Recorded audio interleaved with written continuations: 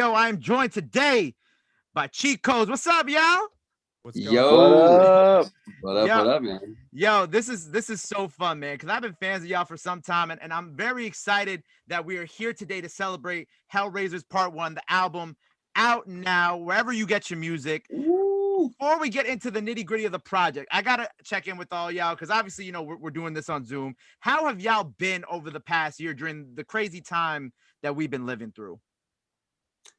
Been good, man. It's definitely been a crazy year, for everybody, so can't really complain at all. We've been fortunate enough to be able to work on a lot of music and put together this album, which is been a big undertaking for us. So it's been a crazy year for sure. We miss being able to tour and just being able to see people and do the whole thing, but being able to put this music together has been a big accomplishment for us. Right, Yeah. right. Good. We've been touring for so long that it was kind of like a nice little break, and we got to spend an extended amount of time in the studio, which normally it's like 3 days at home in the studio and 3 days on the road traveling, all that. So got to get a little bit more in the flow of things and try new things in the studio where maybe you felt like you're too pressed on time before. So that was kind of yeah. nice. Right, Yeah, right. I was gonna Good. say it almost felt like I almost like didn't realize we needed a break until we had the break. You know what I mean? Yeah, Like exactly. once we had a break like from touring, we were able to sit home for a couple of weeks. Before the pandemic really hit, we were like, oh, like this is like we really needed this. My body was like hurting, so it was nice. Right, because I've seen y'all perform, and obviously the energy is always there. And sometimes I feel like when you're moving around a lot, even in my respective, like doing interviews in person, like every single day, or like running from like if there's an album release situation in the city, running that after work. Like sometimes you kind of forget that you got to like take that step back and just breathe from all the crazy things that you're doing. Yeah, Yeah. exactly. We didn't realize how much airplanes were like killing us. Well, Take a pause. with this album, obviously, you guys have been on a long journey. You guys have been doing this for a while. With this album, why now for like the big project? Like why now is it like the perfect time for y'all to kind of, or why did y'all decide now is like the time where we're like, okay, we're gonna put out this full body work, not an EP, it's a full situation. Yeah, I mean, it's definitely been something we've wanted to do since day one. We've always been wanting to do an album. In the beginning, things just got a little crazy. We weren't able to we just started putting out singles after single, and we started touring relatively quickly after starting, to the point where we didn't really have much time home. Even though doing an album has always been a big goal for us. So this last year, we set out to do an album, and when this pandemic hit, we had more time than ever to really sit down and get it done, and to do a bunch of sessions to make as many songs as possible, to really figure out what we wanted to do. So yeah, I mean, in the beginning, we sort of started doing a bunch of sessions, started figuring out what we wanted to do. And the reason we're doing this 3-part album instead of just a regular, one part album, I guess, is we started making all these songs, and we just fell in love with all these different styles that we were making. We didn't want to necessarily have to make one style and be put in a box. So that was one of the reasons we wanted to do this sort of 3-part album. Right. Right. So with the 3-part album, so how are we breaking it up? So this is obviously part one, but you mentioned, the different styles. How do part 2 and 3, is there like a specific thing that you're doing for part 2 and part 3? Like, how is it being broken up? Yeah. So I mean, part one, we wanted to do just really good songs. Like we come from songwriting backgrounds, and we didn't want it to be in any sort of dance structure where there's like a build up and then here's a drop and all of that. So we're just gonna make really good like pop records that they're just good songs. They're not trying to be anything. Part two, we're touring around with almost like an emo hip hop kind of vibe. We have Travis Barker on a song and a bunch of other cool records, and it really fits with Princess Rosie has a lot of vocals on it. Shout out Rosie over there. And then part three, we kind of have more of our typical sound that a lot of fans love us, where it's more of a dance vibes, and it kind of works out because I mean I feel like the last year and a half people didn't really want to hear club records because it's almost like sad.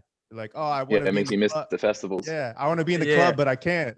So we're saving part three for more of our club records, which I think things will be more open. People will be out, going to shows again, and I think it'll be more timely for that. So kind of good timing with that. I love that. And, yeah, because I was about to say, so when you mentioned part two and the Travis Barker and all that stuff like that, because you have worked with like, Trippie Redd and Black Bear in the past too. So I'm assuming that like that part two is going to be more on the lines of like the No Service and like in like the Hills Exactly. Yeah, record. yeah. That kind of set off the inspiration. We kind of did that record, and we're like, oh, we really like this vibe. And we come from different backgrounds, so we were playing different guitar riffs over hip hop beats, and we all play guitar. Trevor has like 10 guitars at his house, so it was fun to play around with different guitar tones and different vibes like that. And so yeah, it's like I said, it's hard to mix that vibe with like a club record all the time. So we were like, all right, let's just not put ourselves in a box and see what happens. And that's kind of where part two was inspired from. Yeah, I love that. So when are part two and three expected? Are we doing this all in one year? Or are you guys saving part two and three for when we could properly turn up outside on a stage and whatnot? All in Yeah, one. it'll all be out this year for sure. Yeah. Yep. So we're just trying to like go crazy and release as many songs as possible. So yeah, each section has more than 10 songs on it. So part one will be out, it's out now, and then part Yes. two and part three will be out in like part two will be out in a few months, and then part three will be out a few months after that. So we're really trying to just nail it and just put all the music we've been making out there into the world, as opposed to just only releasing a handful. Right. And you mentioned that you've all come from different backgrounds and different interests and whatnot. So I find that this next question will be interesting. I'm assuming each one of y'all might have a different favorite record on this on part one. So for y'all, which one, like which record was your personal favorite? Ooh, let's see. I mean, for me, I think "Lean on Me" with Tinashe is my favorite. Okay. We've loved Tinashe for a long time. Wanted to do a song with her for forever. So being able to do the song with her, it was really special. And I think the song is just it's really very timely. I think it really feels good for right now with how this last year was, especially. Right. Yeah, for me, we have a new record called "Wish It Was Me" featuring Aura, and yeah, it's just really big vocals on the hook and a lot of layers. I just love big layered vocals like that. So I think for me personally, it'd probably be "Stay" with Bryce Vine. I'm a big fan of Bryce and love his voice. Yeah, I was about to say that like the breakdown on the Bryce Vine record is so dope too. Yeah, it's fire, bro. So yeah, we love Bryce. We've been friends with him forever since before we started Cheat Codes, and since before he started doing his solo music. So when we first moved out here, we met him at like a party and became friends with him, and have known him forever. And his tour manager actually is one of my best friends from middle school and high Oh, school. wow. So it's like super small world. Like the fact that like we're all in this, LA is smaller than you think. And so yeah, it was one of those things where we've been wanting to do something with him for a while, especially because we just kind of started in the same sort of time and been around each other for so long. So to be able to make a song with him is cool. So you mentioned the Tinashe record and how y'all have been wanting to do this for a long time. How long was this in the planning for? You know what I'm saying? Because honestly, obviously, being like the new lead singer off the project, it's a smash. How did this kind of come about? Well, the process of making it was actually relatively short, but like we've been wanting to do a song with Tinashe for a while. We've been fans of hers forever, and a lot of the time it's just a matter of finding the right song. When you make a song and you're like, oh, this would be perfect for this person. Like, I really hope they feel the same way. So Yeah. we sent it over to her, and she liked it a lot, which was a blessing for us. So yeah, we love her, and she's super cool. We weren't able to be in the studio with her when she recorded her vocals, but we got together after and did some photos and shot a video and all that stuff. So it's coming along. We're excited for everyone to see it too. Dope. Yeah, and we got a new music video with her as well coming soon. It's in the works, so look out for that. Dope. And so I was watching some of your new podcast series that you guys put out, right? I had actually come across it on TikTok. Some of the clips popped. I think it was the clip of how you almost killed someone in Hawaii or something. Yeah. It was that. So I had checked it out. And I kind of love it because it just premiered like a few weeks ago, right? You just did the first like 2 episodes. Why did you guys decide to do this podcast on top of the music? Because I kind of love it because it does show people a different side of you. Plus, you guys get to tell like some real crazy stories on it as well.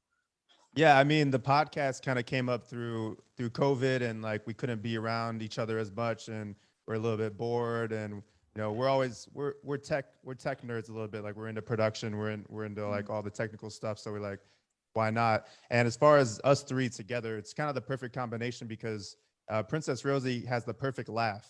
If you listen to the podcast, it's like I can say something that's like kind of funny but not really that funny, and he'll laugh and make it seem 10 times as funny. So that's really good. And we do so many collaborations as well that it's good to, you know, sit down with these people actually and pick their brain and not just finish a song together, you know, and so hopefully we'll be able to do more of that in the future. So yeah, 2 episodes in, but we're going to be filming a lot more. Oh yeah, and I think another part of it is that like we've been releasing music for so long, and just we've been traveling for so long, and you know, people like a lot of people come to our shows, a lot of people know our songs on the radio or whatever else, but not necessarily people might not necessarily know us personally and not know our personalities and know our names and faces. And I think it's just another aspect of just wanting people to get to know us more, and also just get to know our fans more as well, just being able to see like what they want from us, and like being able to interact with them more and to do things like that. Yeah, and there's a lot of stories that we have kind of between the three of us that are almost inside jokes that nobody else gets to hear. And that Hawaii story is a good example because KEVI actually wasn't there with us on that trip. So when we told that story, he was like, "Wait, what? When did this happen?" Like, you know, sometimes we're just moving so quick that we just forget, like, oh yeah, this happened, and it was actually really cool or really crazy or really sketchy or like an unbelievable experience that, you know, when you're a musician and you're traveling all the time, it becomes kind of like normal. But to the average person, it's like they don't get to go to Hawaii and you know, swim with sea turtles and do all these crazy things. So it's like, you know, we want to share that with everybody and share our perspective on that. So Nah, I love that. So in the spirit of these conversations, I want to ask you a few questions. So okay, so first one, what was like the craziest on stage moment that you guys have had? Whether it be with a fan, whether it just be something like insane that happened while y'all were performing. What is the craziest on stage moment? Oh man. Oh, dude, just I- a couple of weeks ago, there was a girl throwing down on stage. Remember? Oh yeah, what yeah. was she doing? This girl got She on was like trying to stage beat and up like, someone. right. Well, wait. I don't know if we're talking about the Or same no, story. she was pulling the LED screen. Yeah. Oh yeah. So there was a girl. Yeah, like she climbed up on stage, and usually when somebody climbs up on stage, like the security, like all they have to do is say, "Hey, you got to flash the light and tell them to get off stage, whatever," or they gently walk them off the stage, whatever. But this girl was not having it. She was not moving, and they were trying to like pull her down, and she was grabbing onto the LED screen in front of us, like the booth or whatever, and but unplugged it and like wouldn't let go. And like there's like three huge grown men like trying to pull her off, and she had this face of like, no, like determined, like I'm staying right here. You know, when you're really drunk and you're just like 5 times as strong than you normally are. That's basically what it was. Yeah, I don't know if it's the alcohol or something else making her that strong, but yeah, she was holding on for dear life. But anyways, that was pretty funny. We've had a few different moments. I guess a couple weeks ago as well. This is just within the last month. We've only had a few shows, but I jumped off stage and it was really dark in the venue. And I smashed my lip on like somebody's phone, and my lip was bleeding, and there was like a big chunk out of my like inside of my lip. And anyways, so that's just recently. So there's a lot of good stories going on. I don't know if you guys remember this, but this a few years ago, we performed at this festival called Firefly, and a fan hit us up ahead of time and said, "Hey, I want to propose to my girlfriend." So we brought her up on stage halfway through our set, proposed, and she said yes, and the crowd went wild, and we're like, cool. I'm glad we got to witness this, you know. I thought that story was going to end very negatively. I thought I thought it was going to be like, no. She said no. She said no. That would have been horrible. Man. Yeah. Brutal. So you kind of mentioned how they hit you up. So, okay, this leads into my second question. What is like the craziest DM that you've ever gotten from a fan? Oh, I don't know. The same thing with like so many random DMs are just like funny. It's hard to pick like the most crazy. I don't know. Usually, I mean, for the most part, everyone's really cool and really nice. Thank God. But I don't know. What's like the weirdest thing you guys have seen? Can you think of any? I don't even go to the DMs. Oh, you stay out of that? You're like, screw that. There you go. Come on, Rosie. Rosie's got something. I can't. Man, I don't know. Sometimes there's some funny like frat dudes that like we'll say some funny like messages like, oh, you come through down, like get this house, like sick house, like. Or they just send funny videos too of like whatever. People will send videos of the parties they're at to say, come to this party, and they'll send like funny videos of just like what they're doing. I don't know.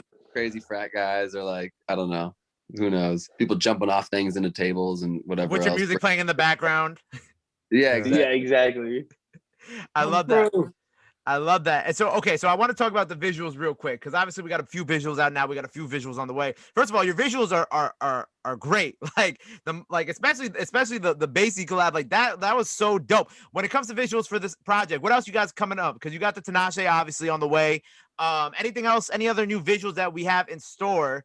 Because I just feel like y'all love making like movies with your shit. Like they just always come out so dope. Yeah, the Tinashe video is definitely gonna be the craziest one we've done in a while. It's gonna be the last video from part one. Okay. We put out a handful of them already. We did one with Bryce. We did one with Mark. We did one with Lil Zell. So we put out a handful, but I think this last one is gonna be the most wild and just like overall, just like the highest quality. Just like it's gonna be something really, really cool. So we're excited for people to see it. Nah, I'm excited to see it too. What are we doing with it? Like, is there like a specific storyline or anything that we're playing around with in it, or like an outline that you could tell us? I don't want to get too much of the storyline away, but like as far as like the aesthetic, like it's in this really cool like old pink motel with like an old school car and like this junkyard and like I love it. Visually. That sounds dope. So going forward, all right, so we got part 2 and part 3 on the way. Obviously each are going to be their own different vibe. Do you guys got any shows coming up that we got to make sure that we promote or anything like that going on? Ooh, well, shows are just coming back. We've had a handful recently that have been awesome, just club shows and stuff. No like shows festivals. off the bat. So we got festivals on the way as soon as things start opening back up. Obviously more visuals, part 2 and part 3. Anything else that you guys got coming up that the people got to make sure that they stay in tune with? Ooh, we have a bunch of merch dropping out really soon. Yep. We've for a long time, so it looks crazy. It's definitely the most intense merch we've done. You know, like we got track suits with things all over the sleeves and things like that. It's pretty awesome. We're stoked about that. And what else? We got the podcast rolling. We have a lot of stuff coming out with the podcast every week or two. Yeah, so just keep following us on socials. It would be so dope to kind of like have like some more of the artists from this project like come on the podcast and y'all break down like stuff like that. I feel like that would be really cool and that would be dope. I don't know. I'm just spitballing. I come up with ideas and I just got to throw them out there. That's a good idea. That's for sure. We definitely want to do some stuff with them for ASAP. We got Bryce lives close to us. We got to get him over like soon. And I know we're trying to do it with Marky really quick. So we'll definitely have to do that. Man, well, I'm excited for everything. You know, again, congratulations on this project. It's so dope. And I'm very excited to see people playing it out of their cars as I'm like driving to the beach this summer. I already know that we're going to be hearing a bunch of these records all summer long. Anything else that they got to be on the lookout for? Your socials, any of that stuff? Now is the time to go ahead and put that in there for the people to follow. Oh man, at Cheat Codes Music on all socials, all platforms, and Hellraisers Part 1 out now. Everyone go check it out. Debut album. Woo. Yes, I appreciate you guys. Yo, everybody, make sure you go check out the podcast too, because the podcast is super dope, super funny. Hell yeah. A lot of funny stories in there that will really get you to know these guys a lot better. Make sure you go check out Hellraisers Part 1 out now, Part 2 and 3 on the way. And until next time, Cheat Codes on the radar, baby. Thank you so much, bro. Thank you so much, bro. Love in your heart.